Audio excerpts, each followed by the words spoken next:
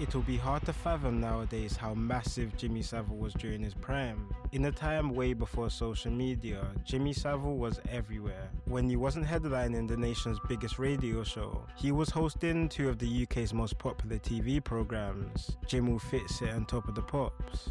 And when he wasn't on television, he was making headlines in the papers, raising over £40 million for various hospitals and charities. When Jimmy died, it almost felt like the country had lost a national hero. He didn't believe in giving money away for the sake of it, but he was generous and kind and wanted to help everyone to be as happy as they could be. It's exactly what he would have wanted. Moving, it choked you up. It was more than what we ever expected, you know. It was in his words that he wanted on his headstone, it was good while it lasted. Jimmy was always seen as a larger-than-life figure, and his funeral was nothing less than larger than normal. When it came to laying Jimmy to rest, his funeral was a massive spectacle. Hosted by the Catholic Church, Jimmy was buried in a gold-plated coffin, specifically positioned at a 43-degree angle so his body overlooked the sea. But before Jimmy's coffin was consigned to the grave, it was drove across his home city of Leeds, where thousands of onlookers gathered for one final glimpse of their childhood hero, before being carried into a church by one of the nation's most prestigious military units, the Royal Marines. For many, Jimmy Savile was a staple of their childhood, but not everyone in the country felt the same way. Jimmy's death put him back into the spotlight after years of being off national television, reigniting a long forgotten and uncomfortable conversation. Rumours around Jimmy's private life began circulating across forums and blogs. It hadn't even been a day since his passing when a specific forum on a site called Digital Spy anticipated some dark stories would soon come out. One user writes, "Let the stories begin," followed shortly by another commenting, "Does this mean the can of worms could be opened?" The forum became a battleground of back and forth arguments between some who thought fondly about Jimmy and others who had far more sinister suspicions, until a new forum on the same site was made a month later, this time titled "The Dark Side of Jimmy Savile." Here, anonymous users came and spoke about their own experiences with the celebrity, many of which was far more darker than the positive image the media had portrayed. One user shares a story about a time Jimmy Savile invited their 12-year-old sister to his flat. Another recounts how one of her mum's underage classmates allegedly had a fling with Savile, during which she was believed to have become pregnant before suddenly disappearing from the area.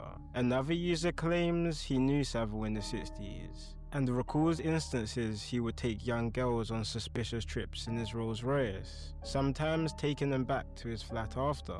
The stories were endless. So endless that even the same very network that rose Jimmy to stardom couldn't even keep quiet about the matter. The BBC were preparing to make an expose on Jimmy, with reports indicating that several of his victims were actively working with the network to bring the story to light. Victims who had claimed sexual abuse from as young as 5 years old. The evidence against Jimmy was mounting, with numerous BBC employees and former guests on his shows claiming to have bared witness to these claims. But only a few days before his scheduled release, the programme is cancelled, due to what the BBC cite as a lack of strong evidence. For months after, the story went quiet, but for one reporter the case was too strong to let it fade away. Unlike the rest of the general public, decorated journalist Miles Goslett was well aware that the BBC were planning on surfacing Savile's years of sexual abuse, and when he heard news of the BBC cancelling Savile's expose, he became suspicious. Miles was determined to get to the bottom of the scandal. He wrote a piece exposing the closeted rumours around Savile's abuse amongst children, which concluded that not only the BBC were aware of such allegations, but that they refused to allow the rumours to reach the public. The report was extremely damaging to the BBC, so damaging that no news outlets were willing to run the report. At the time, the British media was under intense scrutiny due to the massive phone hacking scandal, which made many news organisations become fearful of legal repercussions, and taking a shot at the world's biggest broadcaster, the BBC, probably wasn't the safest thing to do at the time. But for one small independent magazine called The Oldie, this was a chance of a lifetime.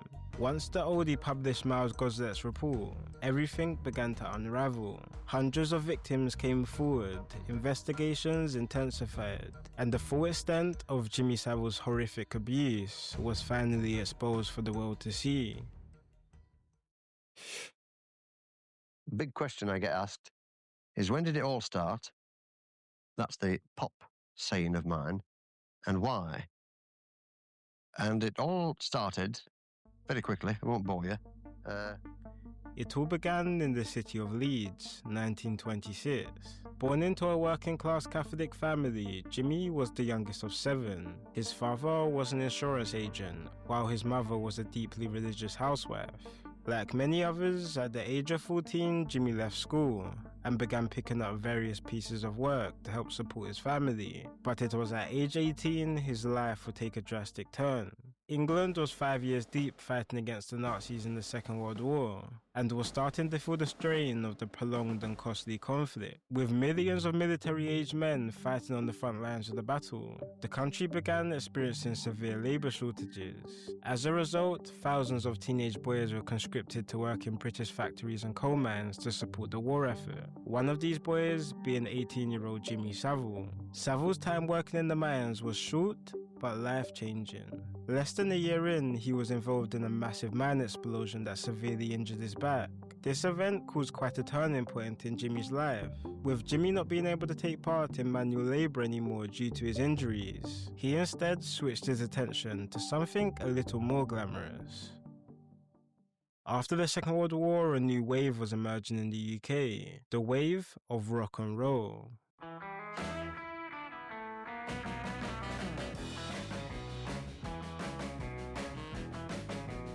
This new and exciting genre swept the UK in the early 50s after its popularity in America, creating a youth culture unseen in the UK, and Jimmy Savile was one of the first to jump on the wave. Savile became one of the UK's first disc jockeys, DJing at some of the biggest venues across the north of England. Jimmy knew from early how to stand out from the rest, with an eccentric clothing style, fake beach blonde hair, and a larger-than-life personality. Anywhere Jimmy was DJing, people flocked to, making him one of the hottest and most sought-after DJs in the country. But there was already signs of a darker side to Savile. See, from early, Jimmy knew the importance of power. Savile built strong connections with the professional wrestling world, giving him access to a range of tough and intimidating figures to govern his events. He would make it known that anywhere Jimmy was performing, people had to be on their best behaviour. Jimmy also used Disney's celebrity status to build strong ties with the Yorkshire police. He often personally invited high-ranking officers to his events and made several donations to the force, granting him significant influence over Yorkshire's nightlife. This influence not only gave him leeway on how he treated his undesirable guests, but more importantly, helped conceal the growing rumours surrounding his name. It became quite an open secret around ballrooms in Manchester and Leeds that Jimmy had a fondness for underage girls. At age 28, Savile received his first allegation of sexual abuse on a minor. However, for reasons potentially due to his connections to the police, the case was dismissed. Savile's influence over Manchester and Leeds was becoming abnormal, and soon he would get a chance to further grow his power.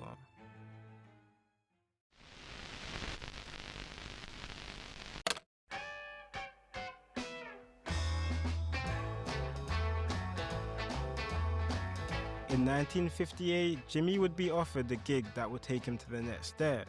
A chance to present the UK's most popular rock and roll station, Radio Luxembourg. Radio Luxembourg played a groundbreaking role in popularising the rock and roll genre across the UK. In the 50s, all British radio stations were controlled by the BBC, and at the time the BBC refused to give rock music any airtime.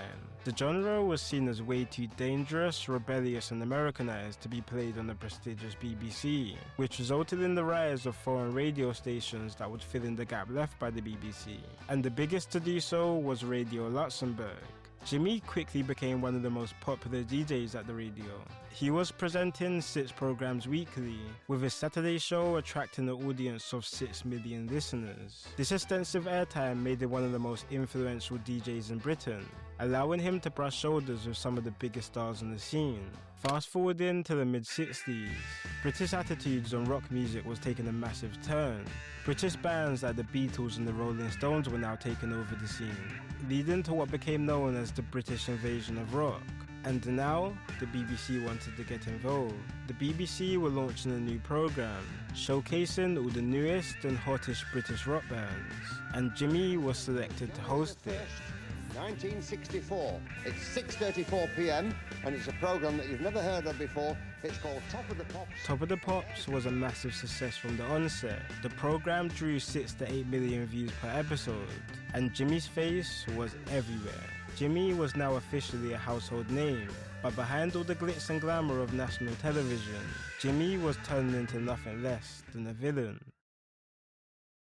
Top of the Pops gave Jimmy fast access to underage girls who would be watching from their televisions at home, and underage girls who would be part of the show's live audience. At this time, there was no age limit to who could attend the Top of the Pops studio, allowing girls from as young as 12 to be present, often without any adult supervision. Sickeningly, Jimmy used this lack of oversight for his own predatory purposes. There's a cage area where they would keep the props, and Jimmy Savile would often go in there, and he would be sitting with the props guys, who were mostly older men, and it was a seedy bunch. They said to me one day that he would go in there to ask for them to pick out the youngest and prettiest girls to send to his dressing room after. By 1965, just a year after becoming a presenter on Top of the Pops, it is believed that Jimmy has had sexual intercourse with at least 30 underage girls, and rumours around his activities began circulating behind the scenes. But the 60s was a very, very different time to now.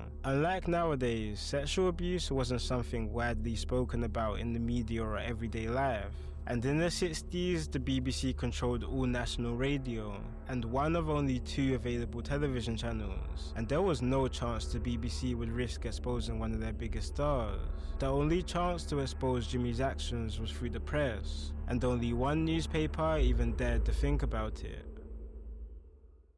In 1965, the People's Newspaper began an investigation into Savile, and was planning to release a story regarding the rumours. The People's Newspaper managed to gather testimonies of young women who Savile abused, and gave Jimmy a chance to write a statement to respond to the allegations before publishing the story. But when confronted, not only did Savile flat out deny the allegations, but threatened legal action against the newspaper if the story was ever released. Savile used his network of powerful friends to pressure the network into dropping the story, and unfortunately it worked. The story was scrapped, and Savile continued on in his abuse. Jimmy knew he was untouchable, and knowing this turned him into a monster. And I opened the door and I walked in, and Savile was sat in the chair with the right side of his body facing me. And there was a girl of about 14 with long brown hair, sat on his knee. He had his left arm up her skirt. He was kissing her, but as I opened the door, he turned his head, and it was just his tongue that was just sort of coming out of her mouth. He's literally got his hand where it shouldn't be and is assaulting you. What could you do in that situation? I actually couldn't do anything because there was all people around. I told the man that was next to the cameraman, and he just told me to get lost. I was embarrassed because all I could think of was people were watching. Yes. Just instantly, his hand was in my knickers and his tongue was in my mouth. It's only now, looking back, I realise how many of the problems I've had through my life really have stemmed from that day. Jimmy was becoming so comfortable with his abuse that he had no problem with doing it live on air. Everybody knew that Jimmy Savile was a pervert. Everybody knew that's what he was. And if people behind the scenes didn't know before, they definitely knew after a 15-year-old regular on Top of the Pops would end up taking her own life. The 15-year-old was a young girl named Claire McAlpine, who before she tragically took her own life, named several DJs and entertainers who had abused her in her journal. For whatever reasons, the journal has never been released to the public, but due to her working so closely with Savile, it's widely believed that Savile was one of the figures she named.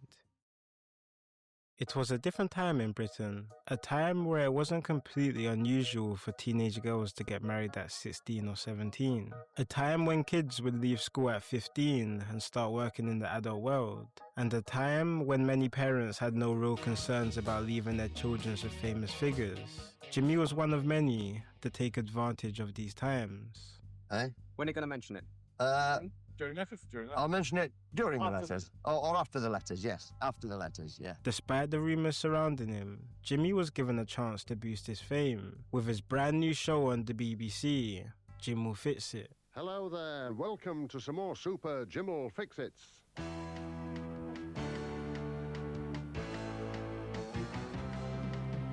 If you wanna dance, I'll cut somebody in two.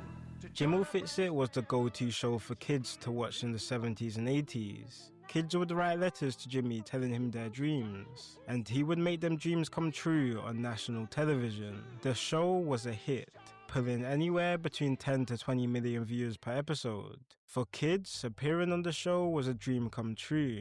The program received tens of thousands of letters each week, with many children seeing Jimmy Savile as a Father Christmas-like figure. It seemed as though there was nothing he couldn't do, and no one he couldn't reach.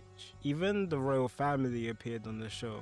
In the industry, Jimmy was now regarded as a figure who could attract young audiences. He was often booked to visit schools and youth clubs to give motivational talks. Ironically enough, he was even becoming the poster boy for stranger danger campaigns. But all Jim Will Fix It done was give Savile access to more vulnerable children. Savile's sexual abuse was no secret in the entertainment industry, but as the old saying goes, money talks.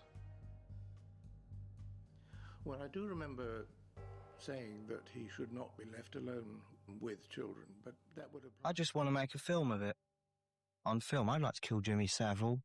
I think he's a hypocrite. I bet he's into all kinds of seediness that we all know about but are not allowed to talk about.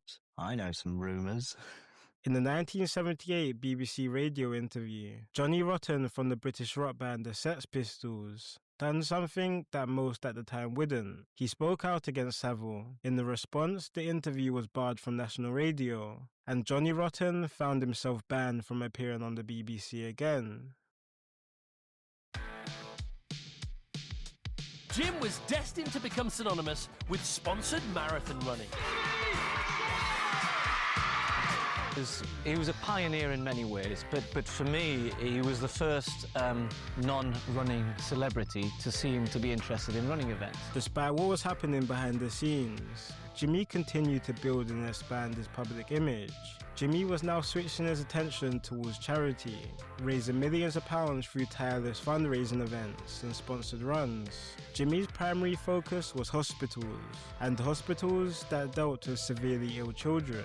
Throughout his career, it said that Jimmy raised over £40 million for over 34 hospitals. His work helped fund new facilities, state-of-the-art equipment, and in some cases, quite literally kept hospitals up and running.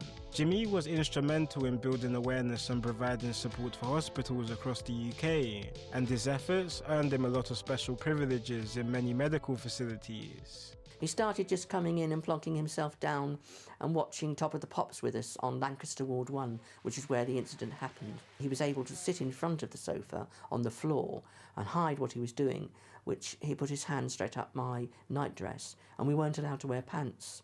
So I was, unfortunately I could do nothing. I couldn't stop him, because Broadmoor staff would have punished me if I stood up and said what he was doing. They wouldn't have believed me, and they would have just punished me. Savile had unrestricted access to several hospitals he was raising money for. He was able to come and go as he pleased, often late at night or in the early hours of the morning. In one hospital called the Stoke Mandeville, he even had his own office and a set of keys. But it was here Savile's predatory abuse would hit an all-time high. Savile now had access to thousands of mentally ill and physically challenged children and adults. In the 2016 NHS investigation, it was found that Savile abused at least 63 victims during his visits to hospitals. Many of these victims were said to be so physically challenged that they wouldn't even be able to move.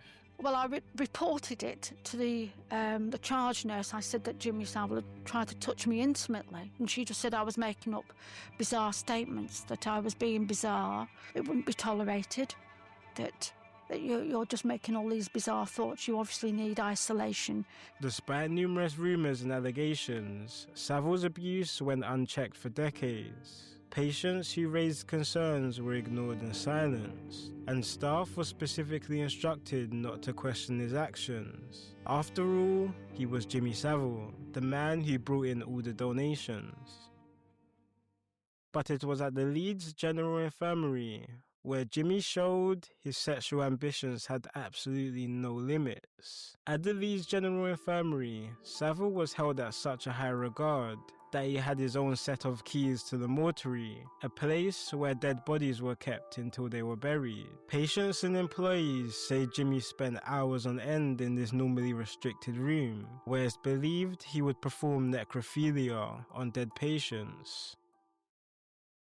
Well, I'd long considered him, as many of my colleagues did, as a man with a severe personality disorder, with a liking for children. What was the talk amongst staff? He was regarded as a paedophile. By you, by the professional staff? And the paedophile patients. Many of those knew that he was a paedophile. The narrow back alleys around Bradford's University were sealed off tonight as police made a detailed search of the area. The body was found by a patrolling officer, well hidden behind a low stone wall at the back of a large terraced house in the city's Bedsit area. Police believe it may have lain unnoticed there since Saturday. In the late 70s, a wave of terror swept across Yorkshire. 13 women murdered in the space of 5 years. They called the suspect the Yorkshire Ripper. The investigation into the case was one of the largest and most expensive in British history, involving hundreds of police officers and thousands of interviews. One of these interviews being with no other than Mr. Savile himself. Savile became a suspect for the killings after one of the victims' bodies was discovered just yards from Savile's flat in Leeds, and another was found stashed outside the Manchester Royal Infirmary, a hospital people say Savile occasionally visited. Savile was eventually cleared from the investigation, but his actions after became ever so suspicious. In this public appearance, he makes several weird remarks about the Yorkshire Ripper. Savile, for some reason, seemed near obsessed with the serial killer. Savile insisted to the police that he assist in the search for the killer, claiming he had psychic abilities that would help solve the case. And when that was refused, Savile made his own community, dubbed the Friday Morning Club. The Friday Morning Club was a place where Yorkshire policemen, business owners and politicians would meet up at Jimmy's flat every Friday morning. It's kind of unknown what exactly went down during these morning meetings, but some believe this was Savile's portal to evade any criminal charges. After 5 years on the run, the Yorkshire Ripper was finally caught, the perpetrator being a Yorkshire-based truck driver named Peter Sutcliffe, who when caught was sentenced to 20 concurrent life sentences in prison. But many believe there was much more to the story. Because I know, and the police know, that he didn't do all the murders that he was convicted for. They got him to admit to them, to clear their books, and they promised his solicitor that he would not even stand trial. From the accounts of many police officers, investigators, Sutcliffe's father, and even Sutcliffe himself, Peter didn't commit all the murders he was being accused of, but instead was coerced into taking on all the murder charges. One of these murders being of Irene Richardson, who just happened to be found yards from where Savile was residing. A few years into Peter's sentencing, he was diagnosed as a paranoid schizophrenic and sent to a high-secure psychiatric hospital called the Broadmoor, a hospital where Savile also had unrestricted access to. It's not known the length that Savile and the Ripper's relationship went, but here is a picture of both of them together during one of Savile's visits to the psychiatric hospital. There's no real evidence that Savile had anything to do with the killing spree, but many reckon he could have played a role. By the late 70s, Savile has committed hundreds of sexual offences and somehow was reaching the height of his career. Jimmy Fitsit was reaching his highest numbers yet. Top of the Pops was thriving, and Jimmy's charity runs were plastered everywhere for everyone to see. But for Savile, this still wasn't enough. Savile sought the ultimate protection. He wanted knighthood. Ladies and gentlemen, Jimmy Savile.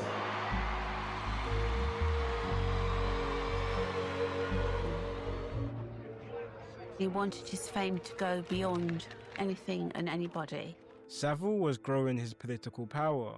He kept close ties with Labour politicians like Harold Wilson, endorsing them by taking part in brief patriotic campaigns. But to say times were tough in the 70s would be an understatement. Inflation was peaking at 25%, traditional industries were collapsing, and the UK was facing a sharp increase in crime. The nation wanted change, and many looked towards a rising star in the Conservative Party, Miss Margaret Thatcher. Hello, welcome. Come in. Right, now then, here we are, young ladies and gentlemen, in the office of a very important lady, Mrs. Thatcher, who very kindly consented to give up some of her very little time that she's got to answer your questions. So thank you, madam, for starters, and without any more ado... Savile had already shown his support to Miss Thatcher in this 1977 Jim Will Fix It episode, and when she was elected 2 years later, Savile had already worked his way up in favour with the first female Prime Minister of the UK. Thatcher and Savile's relationship was unusually close. Both quite often wrote letters to each other, mainly corresponding about charity and fundraising events. And Savile frequently made trips to 10 Downing Street and other residences where Thatcher resided. Thatcher saw something in Jimmy which she wanted for the rest of the nation, a working class patriotic man who made something for himself. And his popularity stemming from his charity work and youth engagement made him the perfect celebrity to be seen with. Margaret Thatcher wasn't the only one to understand the benefits of being seen with Jimmy. Another powerful figure who recognised this was no other than King Charles III. King Charles and Savile had a special relationship that worked both ways. Often, King Charles and his wife Diana made special appearances to hospitals Jimmy supported, further boosting Jimmy's image. In return, Savile became the royal family's link to the regular citizen. In now publicly leaked letters, Charles treated Savile almost like an advisor on public relations. Charles would often ask Savile to read over his planned speeches, and ask Savile's opinion on matters that involved the general public. During a time of serious economic trouble in England, Charles relied on Savile to help maintain his connection with society. Savile was doing everything correctly in order to get knighted, and in 1982, his wish finally came true.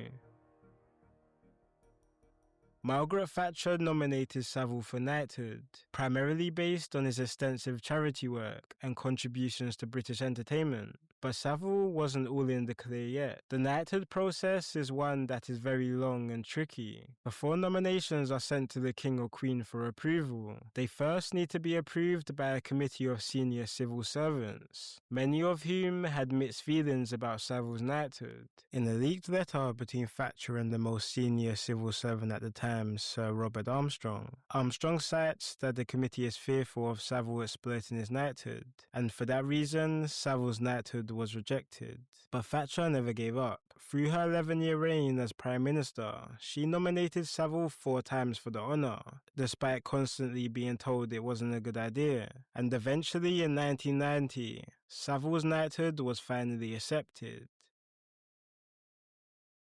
By the time Savile was knighted, his heydays were long gone. The culture in Britain was changing, and now Savile's behaviour on screen was now widely seen as weird and outdated. His appearances on Top of the Pops became less frequent, and this show Jim Will Fix It was finally axed in 1994, and now some weren't afraid to question the shell of a star. Yeah, Louise Carpenter from Shrewsbury says, Dear Frank and David, my 8-year-old daughter loved the Jimmy Savile World Cup comment slot that you did at the beginning of the series. She keeps asking, what has happened to it? Will it be back? 8-year-old girls love Jimmy Savile, though, don't they? And of course... Anyway, I won't go on. Yeah. Yeah, he loves her slot. Yeah, could have been a monkey. Yeah. But I went there to... That's where AIDS came from, you know. What? People had sex with monkeys. Oh, right. I thought you meant Jimmy Savile impressions. For one Yeah. I said impressions. Oh, no. Oh, I'm Jimmy Savile. And I'm Jimmy Savile. And we're running the London Marathon. I hope nobody dies. If they do, Bagsy, I take them to the mortuary. How's about that then, guys and girls? With Savile out of the limelight, he was now seen as a running joke in the media. Everyone knew the rumours surrounding him, but for some reason, it was almost just accepted. There were many unanswered questions regarding Jimmy Savile's personal life. Why did he have such a close relationship with so many powerful figures? Why was he never seen in any kind of romantic relationship throughout his career? And what was his real reason behind his obsession with hospitals? All of this was set to be explored when journalist Louis Theroux met and interviewed him for a BBC documentary in the year 2000. Louis Theroux spent several days with an aging Savile documenting his unusual lifestyle. The documentary had a weird feel about it. Throughout the episode, Savile made many bizarre comments. He often tried to control the narrative, steering conversations away from anything that delved too deeply into his private life. And when the conversation switched to Jimmy's love life, he became acting very weird. The program ends at the back of a cab, where Louis starts asking about the growing rumours surrounding his private life. Why do you say in interviews that you hate children when I've seen you with kids and you clearly enjoy their company and you have a good rapport with them? Right. Obviously, I don't hate them. That's number one. So why would you say that then? Because we live in a very funny world. And it's easier for me as a single man to say, I don't like children. Because that puts a lot of salacious tabloid people off the hunt. Are you basically saying that so tabloids don't, pursue this whole isn't he a paedophile line, basically? Yes. All right. How do they know whether I am or not? How does anybody know whether I am? Nobody knows whether I am or not. I know I'm not. So I can tell you from experience that the easy way of doing it, when they say, oh, you're all them children, Jim will fix it. I say, yeah, I hate them. For the first time in public knowledge, Jimmy addresses the rumours surrounding his sex life, but if anything, the answer only raises more questions than it resolves. But the documentary won't be the last time Savile will have to answer for his past actions, because the police were finally closing in on him. In the late 2000s, Surrey police began investigating Savile after several women came forward with allegations of sexual abuse during the 70s. All the women had attended Duncroft School, which was a residential school for troubled girls across Surrey. In the 1970s, Savile was a frequent visitor to the school, often bringing with him sweets and cigarettes, which students say was used to lure the troubled schoolgirls into sexual favours. After several victims came forward, Surrey police decided to bring Savile in for an interview about the matter in October of 2009. Did you specifically go to Duncroft knowing it was an all-girls place to receive sexual gratification? That is a complete flight of fantasy. She said that when you visited Duncroft, she showed you across to a place called Norman Lodge. No, I can't remember that. Did you ask her to give you what she calls a blowjob? Out of the question. So did you ask for a massage from the girls when you visited Duncroft? Not at all. Never.